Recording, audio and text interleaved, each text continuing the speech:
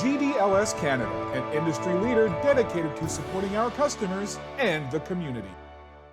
So we're going to be exploring a great story in Canadian lacrosse history, and that was really the beginning of women's field lacrosse in Canada. And that was really cemented in 1982 by a first entry into the World Championships over in England. And Canada was expected to finish 6th out of 6 teams going into that. And we'll save the rest of it for the interview. Hi, my name is Marie Gilkinson Pringle, and I grew up in Etobicoke and played box lacrosse there to start, and I'm 64 years old. I'm Julie Norton. I live in Etobicoke/Rexdale, and I'm 62 years old now, and I've played in Rexdale, Etobicoke, Beaches, and then into the field. And I'm Paul Gilkinson, and I was involved with lacrosse in Etobicoke, and I'm 69 years old. My name is Courtney Soldenberger McNeil, and I grew up in Philadelphia, but now live in Grosse Ile, Michigan, outside of Detroit, with my husband and my daughter. I want to start with Paul because, Paul, you are responsible for starting the first women's field lacrosse program in Canada in the late 70s. So maybe talk a little bit about that. Well, yes, we put together a program, but it wasn't just me. It was my mother, Joan, who was doing all of the legwork, and my brother, Stan. But effectively, we put together a team consisting of pretty well the best box lacrosse women players in Ontario, and one player that we brought in from Nova Scotia in the spring of 1978, and we went down to the US and played in a tournament in Boston. But prior to that, we had the good fortune of connecting with Colgate University and Courtney Soldenberger, and stopped there to actually play the first 2 games that any of these players had been involved with ahead of the tournament. And that's how we became connected with Courtney. So it was an interesting time, and we had a great experience, but we used players from 12 different centers around Ontario, club teams. It really kind of launched the field program here in Ontario, and then subsequently in Canada. Okay, and we'll just for a moment talk about what was happening on the West Coast. Well, I guess what occurred was we did our spring field program in 1978. It was very short, finished up at the end of May. The Canadian Lacrosse Association decided that year they were going to have the first senior women's box championship in British Columbia. We then said, okay, we can get a team out there consisting of some of the players who were all in our field program, but other players who didn't participate in the spring program. So we got together 16 box players who were effectively ineligible to play in the women's box program in Ontario because they were over 19 years of age or weren't playing. We went out there, we played, and we were hosted by Dave Evans' team, the Kirby Clipettes, who ultimately won the tournament. While we were out there, we were with Dave and talking about our experience in the spring of playing field lacrosse in the US, and I'm sure that sort of got the wheels moving because he's a very impassioned lacrosse individual to start things going out in British Columbia. How did that kind of happen where you invited them to come and play against your university team? Such a great question. And as everyone's aware, the United States Olympic Committee has a lot of wonderful efforts over the years to help amateur sports. So I really came into this whole process of meeting these great athletes, as well as Paul and that amazing coach, Dave Evans, in Vancouver, because I had been selected as one of the representatives to go to the International Olympic Academy in Olympia, Greece, on the Peloponnese Peninsula. And if one accepted that appointment in the summer of 1979, one promised to develop and bring love and passion of sports, amateur sports, to the field. And so the perfect contact was meeting Paul and great athletes, and to say, well then, since it was a demonstrative sport, lacrosse in the Olympics, I think, and what did we decide, 1908, St. Louis, 1904, we should make it another sport, and I understand, for the Olympic Games. So my passion continued with the amazing support from Colgate University, the staff, the faculty members, of supporting women's lacrosse across the board in any way possible. So that was our first meeting. We played on a grass field. It was not a turf field, and it was surrounded by a football stadium and fraternity row on the other side. It was awesome. The kids really liked it. And because we didn't have quite the division effort because of the NCAA ruling women's sports at the time, as many people watching your Legends probably know, Nixon signed the Educational Act of 1972, and it became a law, and enclosed in that was Title IX, which said if you receive federal funds at a university or college level, whatever you've done for men, you must do for women. And it was a startup effort, but we still, the athletic department for women, were still functioning under an organization called the Association of Intercollegiate Athletics for Women. And we were a little more open-minded to doing things because we didn't have to do the compliance, because we didn't get into the scholarship stuff yet.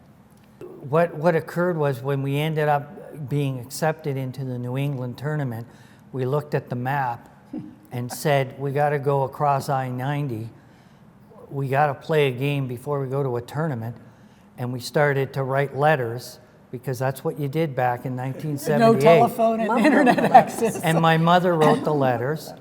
And we wrote, I'm sure, to Ithaca. I'm sure we wrote to Cornell.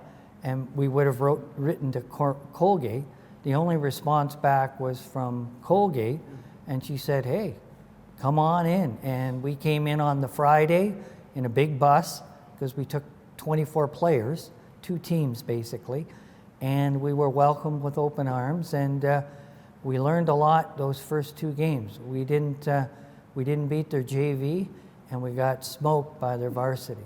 However, the next year when she invited us back, we beat their JV, and we were a lot closer to the varsity. And I want to make a note, Colgate had an excellent varsity team, was top ranked. So, and I would like to add to that frequently a lot of young women who decided to choose their academic excellence would pick Colgate, and they typically were field hockey players from various different communities across the East Coast. And many of them played basketball or they played volleyball. And I'd go as a coach and I'd watch these tremendous athletes, all smart kids. And I'd say, have you heard about women's field lacrosse? And I'd say, come down to my office in Huntington Gymnasium, right by the old basketball and court and the old swimming pool. And I would teach kids how to catch, pass, throw, lie on the floor and cradle, changing hands. And they love the game because it's been my philosophy, which of course I learned from my dad and mom, who were both athletes, that you've got to make them love it first. And if they love it, they'll want to play. and then we were invited back in '79 again to play. So that's why the connection with Courtney, because she continued to help us in Ontario all the way through to '82. I was just going to say that whole strategy of poaching athletes from other sports, I feel like certainly on the women's side of lacrosse, that's something that we've had to do forever. Because post '82, I started up lacrosse leagues all across this province in 3 or 4 different centers. And I had to poach soccer players. I went after my own kids' friends to get a league started up. And I mean, people don't grow up playing lacrosse. You know, it's not a school sport like basketball is and volleyball is. So you have to find the good athletes and get them hooked on this one. And I think that still happens to this day. The transfer of learning skill, Yeah. so outstanding.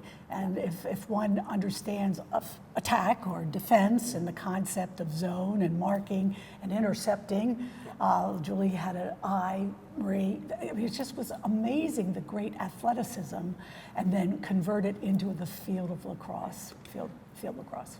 Julie, how did you start with lacrosse? Was that your first sport, or one a little bit later for you? No, it was actually my first. I did 5-pin bowling, but after that, it was there was no girls my age on my street, so I'd sit in the ditch and watch the boys play road hockey. And finally, one of them said, "Hey, do you want to play?" And they put me in net. And it was soon that they couldn't score on me, and they played lacrosse in the summer.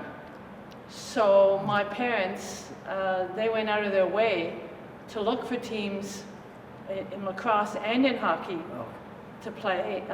Rexdale had an older team, 14 and above, and then the following year they had a younger team. So I was 11 when I started box, and that was in the summer, and then in the fall I found a hockey team. What years were those about, roughly? That was 70 was when Rexdale had the first team. 71 is when I started. Oh, okay, so by the time 82 rolled around, you were a veteran player. Yes, but in box lacrosse I played defense. Okay. For Rexdale, for Westmall / Etobicoke, I was defense. When I moved to Beaches, they put me at center.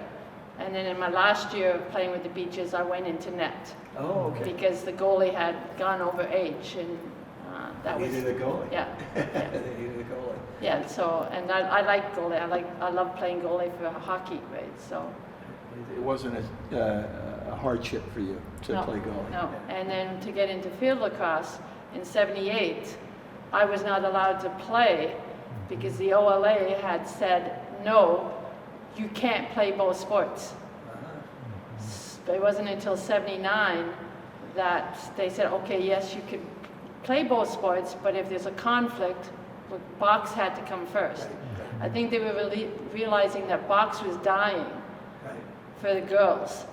And because at that time, once you turned over 18, you were not allowed to play box. Right. But then they said, okay, you can have one player over 18. And then the following year was, oh, you can have 2 players over 18. Right?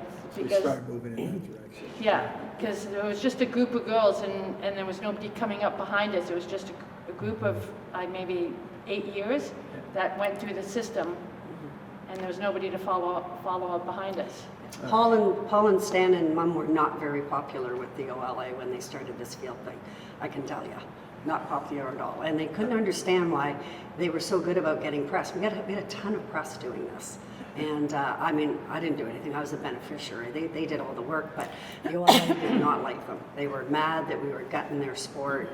And when it's so funny because it's almost like life came full circle, because then field was huge, and then when you and I first met, when we were restarting box up, the field people were mad at us because no, now you're gutting our field program by going back to box.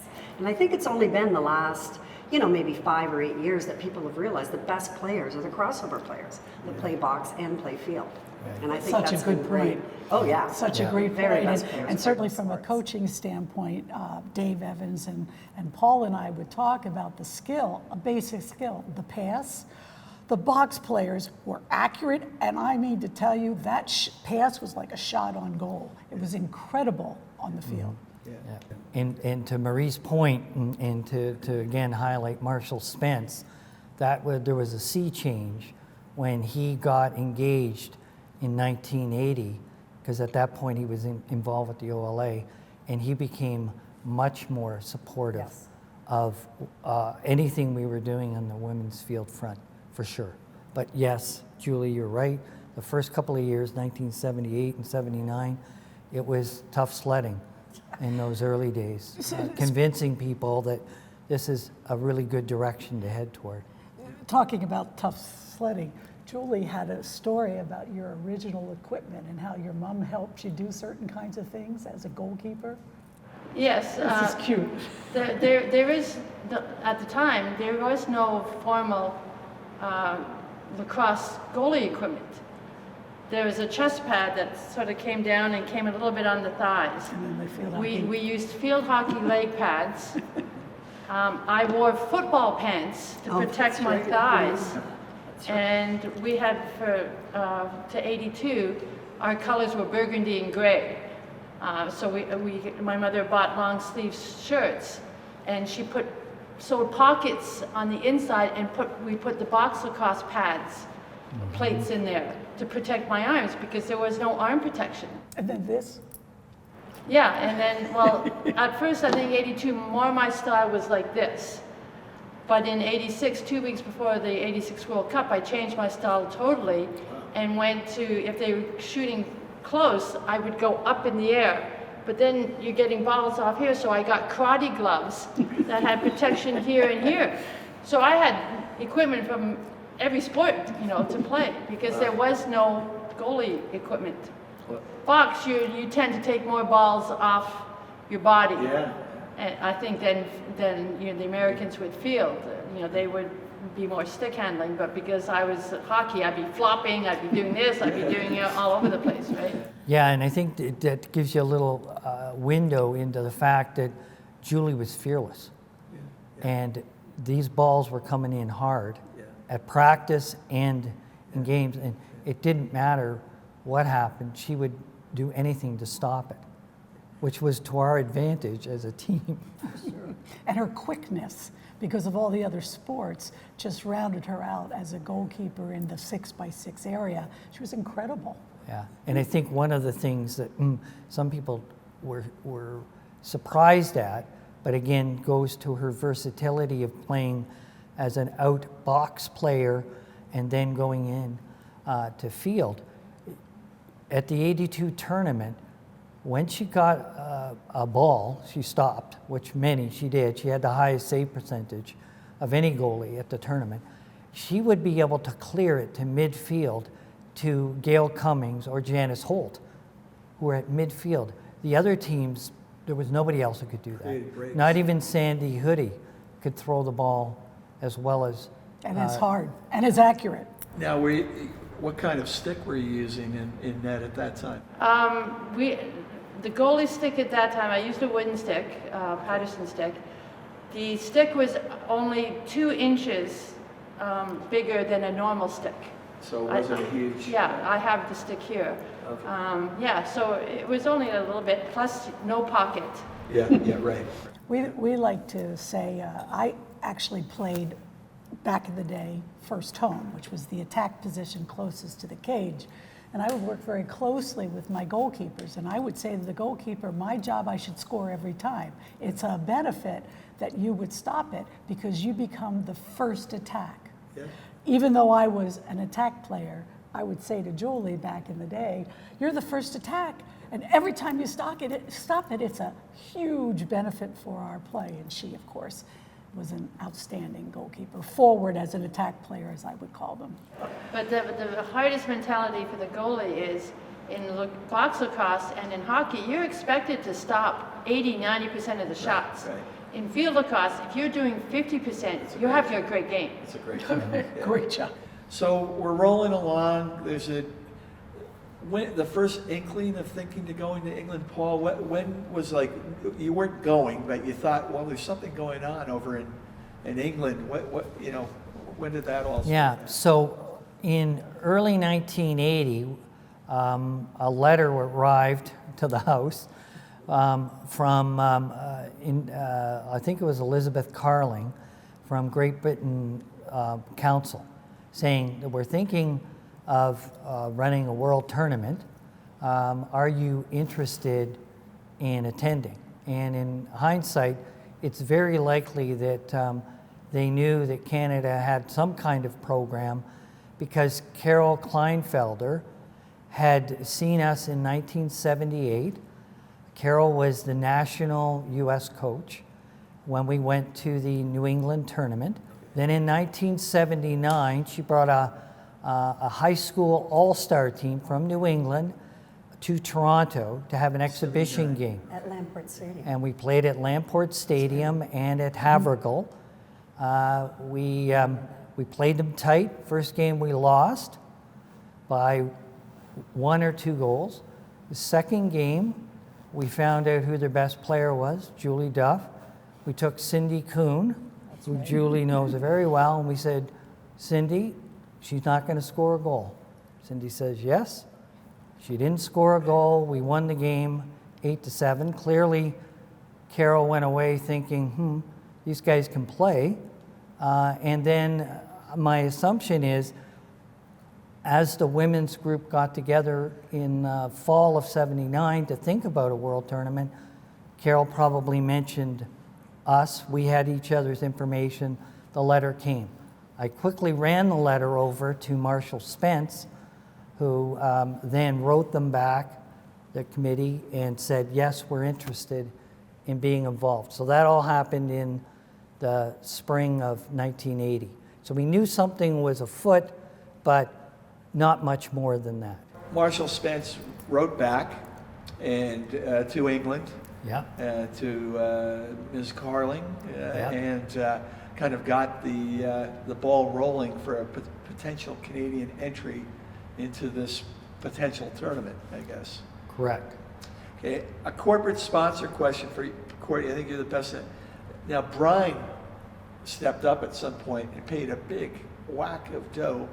Yes. There was a reason for that, the invention of the plastic stick, the Yeah. desire to have plastic come into the women's game as it had come into the men's game about 10 years earlier. So there was a reason why Brine wanted to have a big presence at this first world tournament. Would that, can you want to expand on that a little bit? Or? Well, you know, I think this is such a wonderful format because each one of us has a story.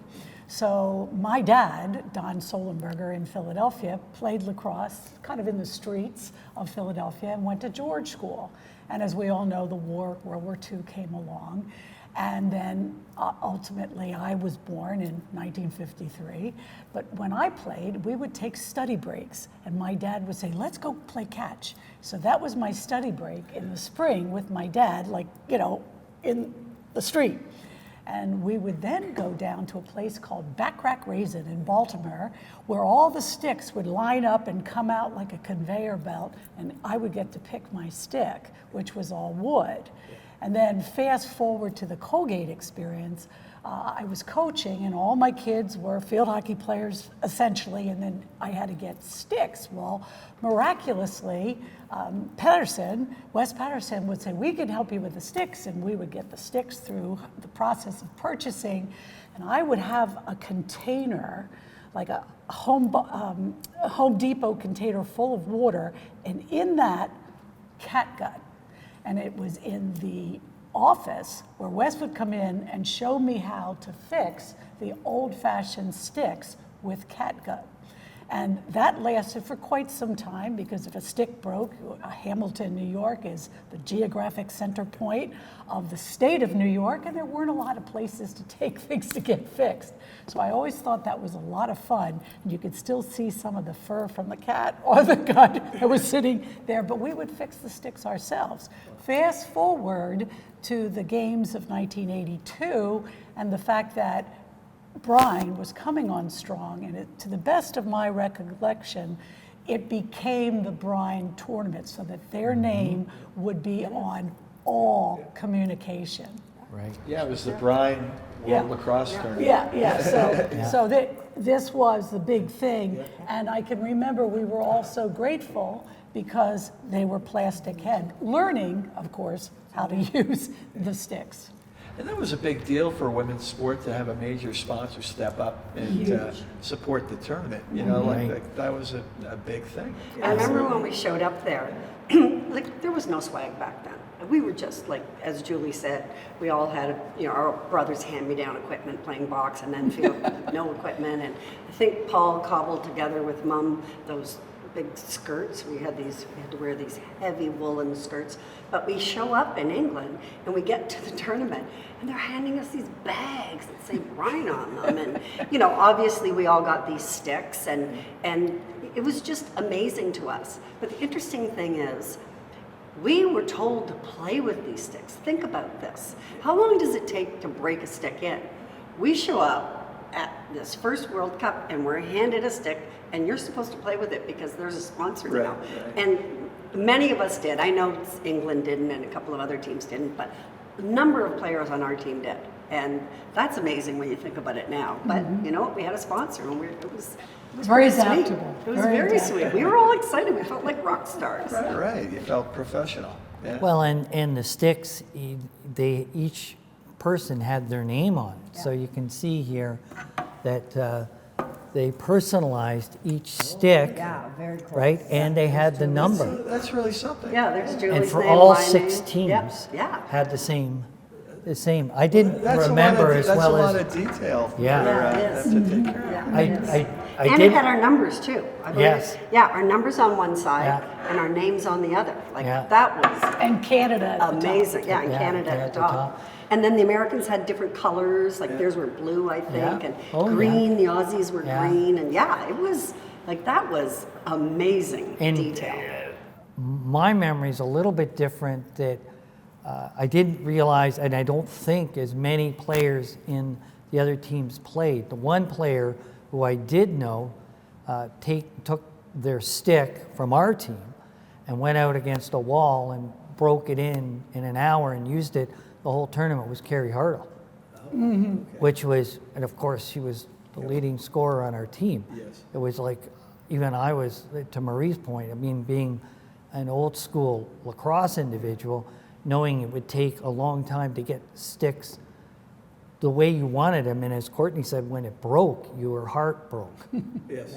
in the old wood ones, Yep. because you knew you were in for many, many hours of work to get it in. Yeah, it was a funeral when you broke a stick. Yes. Yeah. Oh, And yeah. I can remember some of my players taking a ball, putting it in the stick, and sleeping on it, just to try to make sure the pocket was going to be Yeah, a yeah. happening experience. And these sticks are not the same as today's sticks.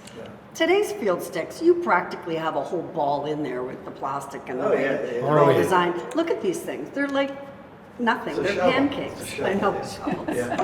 Yeah. So Julie, you stuck with a wooden stick because Well, it was a little bit wider. Yes, and, because yeah. they didn't give me a goalie stick, they gave me a player stick.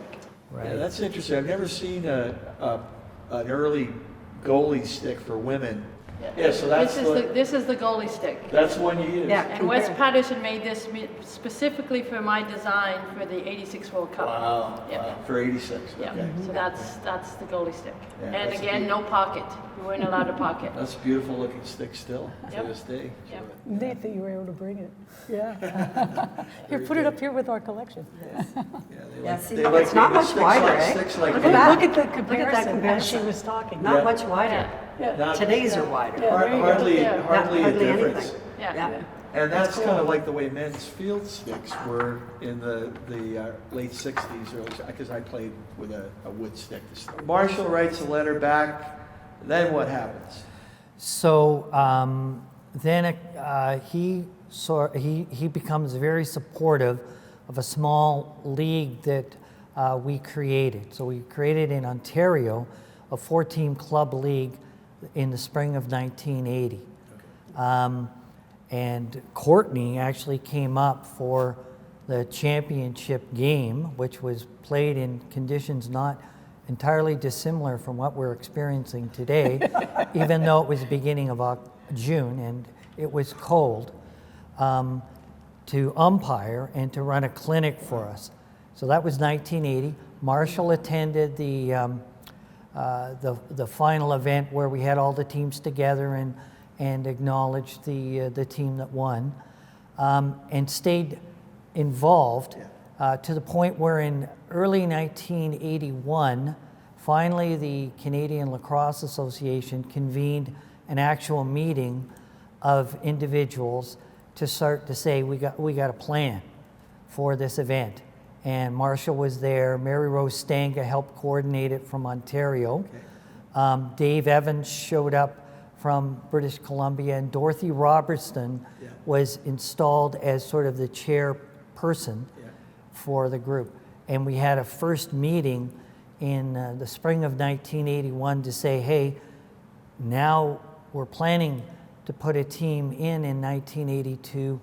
How are we going to coordinate these two major centers of lacrosse, Ontario with our group, and the work that Dave was doing with all of his particular team and players in that area out in the West. Even to Washington, D.C., I think he brought them once to a tournament down there. Well, what the Washington, D.C. one is also an interesting story that happened in the spring of 1982 when we knew we were going to have to put the two groups together to have a viable team for the tournament. So we had known Michelle Boyer from Box Lacrosse. We knew Vicki Burkich from before we went out in '78 and continued to keep in touch with her, and Carolyn Carpin. And they came out, stayed at my mother's house, and we all drove down with the Ontario group, including Julie Annette. Gail Cummings played her first real games at the national tournament in Washington, D.C. So it was like the first kind of togetherness of the two groups. That was the first time. The seeds of the team. The seeds of the team. But it was an Ontario led event. Dave wasn't there. They may have. I know they went to Stanford several times. You're right. He went to, And on the but West in Coast. any event, so that's Yeah. so No, that's thanks for- yeah. so we just moved over a period of time. But Paul was really good for poaching players. He likes to win, always. This goes back to the box days. So poaching Muff and the other BC players to come and flesh out the Ontario team is not out of character. Well, in the spring, you're starting to, get things going, but didn't things really come together really late on this ball? Right. So in the early part of 1982, John Tobias wrote a letter to all of the people who were at the 1981 meeting. And I won't share it because it was a lot of angst in the letter. Okay. But needless to say, he said, we don't have a plan, we don't have a team, we don't have a coach. So in comes Marshall Spence again. Yeah. And he calls me, and I end up in his basement. And he lives in the Greater Toronto area. And he says, and we got a letter from Jane Clayton, who was the coordinator for the World Tournament, who knew us because we had hosted her and her Celt team in the spring of 1981. Jane wrote on the heels of John Tobias's letter saying to Joan Gilkinson, who she knew, you can't bring a team over here that's just Ontario. It has to be a Canadian team. So we had these two letters, but thankfully we had Marshall Spence. So he phones, and I go and meet with him, and he says, how are we going to make this happen? And I said, well, we need a head coach. So he says, who should be the head coach? And it couldn't be a guy. Correct. could And it not be a couldn't be guy. Dave, or it couldn't be me, Right. because he was running BC and we were Ontario, and it's like the Argonauts and the Tiger Cats in football, Yeah. There was a right? rivalry There was a big rivalry. going back to So I said, well, Courtney Sollenberger knows a lot about Canadian lacrosse players. More than anybody else at that time. Nobody, more than anybody else. She has the right personality for our group. They like her. She likes us. She hadn't really met the BC group yet, but we knew the BC players. With people like Michelle Boyer. Right. So I said, what about Courtney? So he had a list of one. Now, how, Thank God she how, said yes. how we got her to say yes, I don't know, because at this point she'd moved from Colgate to Lafayette. So she was closer to home. Okay. But I'll leave it to Courtney to try and fill in the pieces. The details get harder and harder as 40 years pass. But the one thing I do remember vividly was the honor of being able to continue. And what I found really, we talked about this last evening, what I found really charming was when I left Colgate, because it was in the snow belt, and I had a big, huge event for Girls Lacrosse organized, and it got snowed out on Mother's Day, 1977 or 8. And I said, how can this be? I've got all these parents here. You know, we're supposed to play a lacrosse game. So my next move was to Lafayette College. And as it turned out, a Colgate graduate was the athletic director there. And so I found another great home, and my job there was to coach and recruit for field hockey and lacrosse only.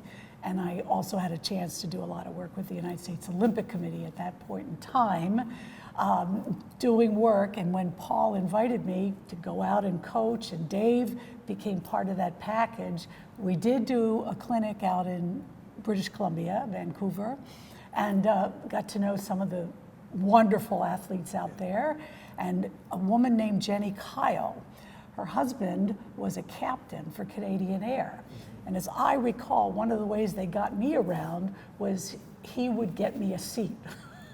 Somehow, A free pass. somehow or another, I was on Air Canada a lot because, and Jenny was our team manager, you know, our organizer supreme. And mom. And team mom for all of us, and she was outstanding. And that's one of the pieces that I remember vividly. And then, as we've discussed, by 1982, after the lacrosse season, I had been offered a position with a division of Time Incorporated called Home Box Office and Cinemax. So that is when I left the field and started working for HBO and Cinemax. And a condition of being hired was I needed to commit my time to finish coaching the women at the World Game. And to this day, I am forever grateful to many people. We've talked about Liz French, who saw my resume and said, this is the kind of person we want working with us. 24 interviews later, I was hired. But I will always remember that HBO gave me the support so that I could continue my commitment to Canadian women's field lacrosse. So Courtney moves to this job beginning of June 1982. We have a camp to select the final group beginning of July 1982.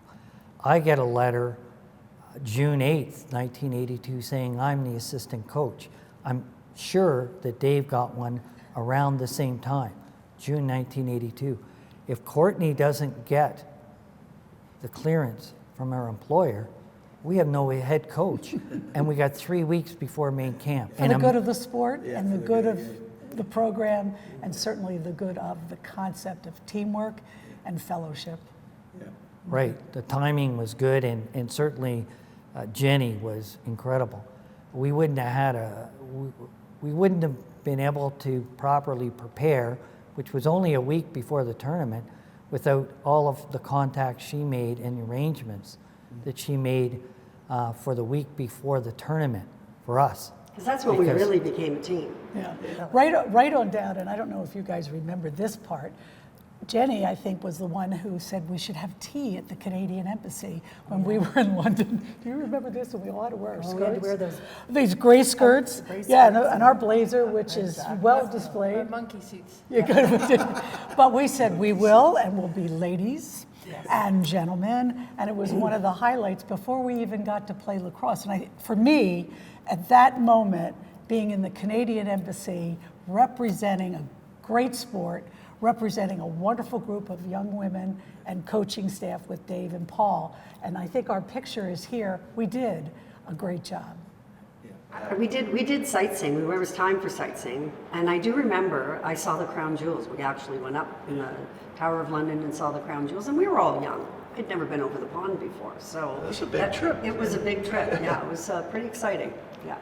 Now, Julie, first you guys were in London, and didn't you practice in a park in the middle of London? I remember Regent's Park, but some Hyde say it's Park. Hyde We were Park. in Hyde Because Park. that's Oh, what I yeah. remember Regent's, because 2 weeks before we were going, there was a bombing in Regent's Park. Oh, okay. And I'm thinking, oh my, we're gonna, so, but yeah. We used to walk from Yeah. our residence, the YMCA or wherever we were Yeah, put up, and, down the street with all the businessmen going to their jobs, and we're like with our sticks, and we're just walking to Hyde Park and working out. You were in the YW. YW. CA. Dave and I were in the YMCA. YMCA. Yeah.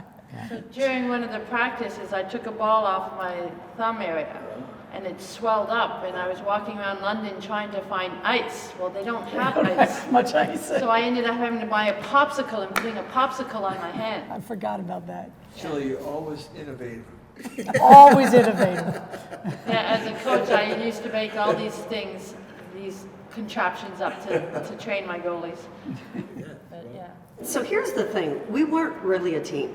There was a core group of Vancouver girls that had played box together, and there was a couple of other from BC. Ontario, we were not box players coming up together. We were from all over the province, like many, many, many miles away. And the 2.5 years before '82, I was living in Nova Scotia, so I was training on my own. I was like, lifting weights, running around, me and my stick. Really, we never got, even after the tryouts, I flew direct from Nova Scotia. I wasn't part of the Ontario group, even though I played box there and played field with them. So, and even the Ontario girls were all over the place. So we all fly over there, and we're really getting together for the first time. Yeah. And Jenny setting up that week in advance. We played a number of teams, traveled around a little bit. That's when we really they started moving us around in positions, figuring out what's what. So, because we've been in competition the last time we were together, fighting for spots. Now we're all on the team now. We got 1 week to gel. So it was a tall order. It was definitely a tall order. Well, the one big thing that I just remember was always trying to match up the West with the East and trying to do drills so that they would get to know each other.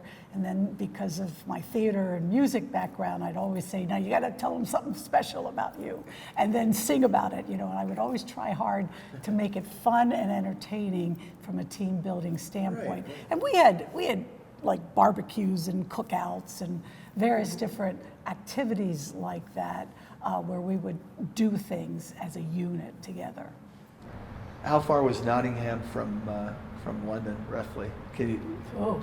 Was it a couple hours? Or? Yeah, it was We at least a bused couple it, hours. We took and we a went bus by up. bus You that went Jenny by bus, had yeah. organized. Yes. Yes. Yeah.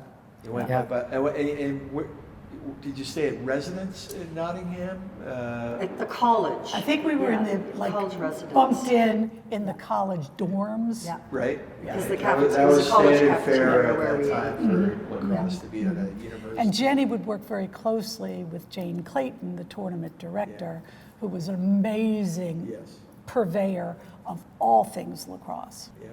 They did struggle to figure out what to do with Dave and I. So we had to, there were some, Only 2 men in the whole thing. Yeah. right. Yeah. So they found a spot for us. Wasn't too far away. So that must have been really interesting for you, the only 2 men in the whole tournament. In terms of scouting the other teams or just thinking about, I think we were taking the lead from Jenny to make sure we were following all the etiquette. That was my biggest concern. Outside of when we were getting prepped for the games or thinking strategy. The good thing about this group, Dave is a fantastic coach. He really drills his players well. Courtney is motivationally good. Sometimes I can help with the strategic stuff. But when we sat down as a group, everybody respected each other, and I think we came up with a decent formula to try and figure out how to approach this, even though we hadn't spent a lot of time. We just knew the other teams were good and well prepared, and we had good athletes, and we felt we could show better than they thought we were going to show, and that was it. We're all affected so positively over the years by our coaches. And I did not go to the University of Pennsylvania. I went to Ursinus College for one reason. I wanted to play for Marge Watson, Sue DeSalle, Vonnie Groh, all Ursinus graduates. And to this day, I'm obviously still friends with them. And I still remember Marge Watson, and they all coached Olympic field hockey in 1980, but we didn't go till '84. And they would say things like, there's two speeds, all out and all out. Any questions? Make sure you follow the rest of the story in part 2 of the 1982 Women's National Team interview. Canada surprises the international lacrosse community and begins its path to excellence.